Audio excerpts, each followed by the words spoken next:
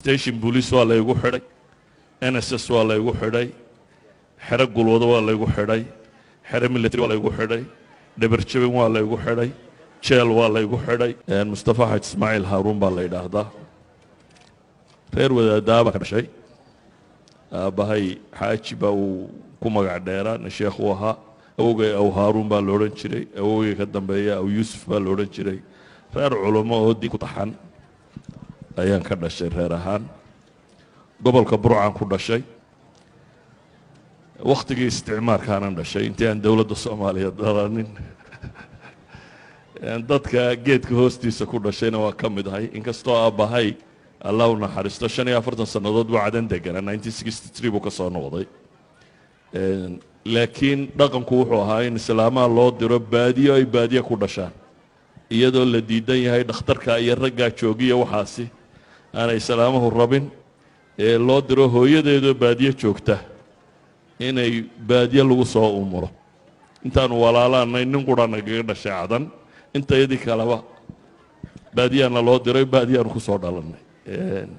baadiyaha gobolka Togdheer ee Burco ayaan ku dhashay, isagaan wax ku bartay. malcaamad dugsi hoose, dugsi dhexe, institutekii jarmalka ee Burco ku yaalay, intaasaan ka baxay. takhasuskaygu tumaalnimada laydku ahaa. jaamacaddii Soomaaliyeed baan ka baxay 1980kii. iyadana takhasuskaygu tumaal laydha baan kaga baxay, korontada.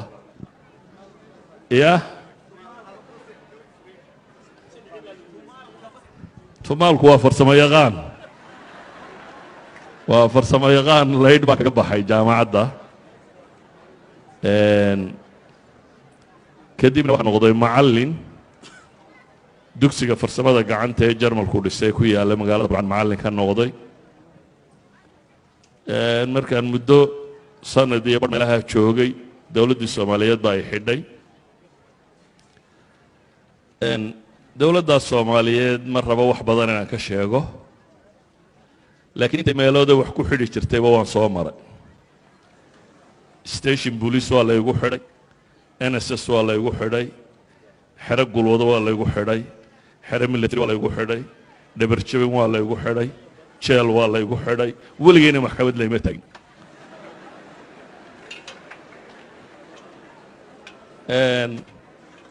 mararka qaarkoodna sanadaan ku jiray, mararka qaarkood baan 30 bilood ku jiray. calaa kulli xaal waxbarashada diineedna waxun bay ahayd un culammada Soomaaliyeed ee waddanka degan wixii aanu ka bowsannay. ma jirin waddan dabadeed aanu baxay.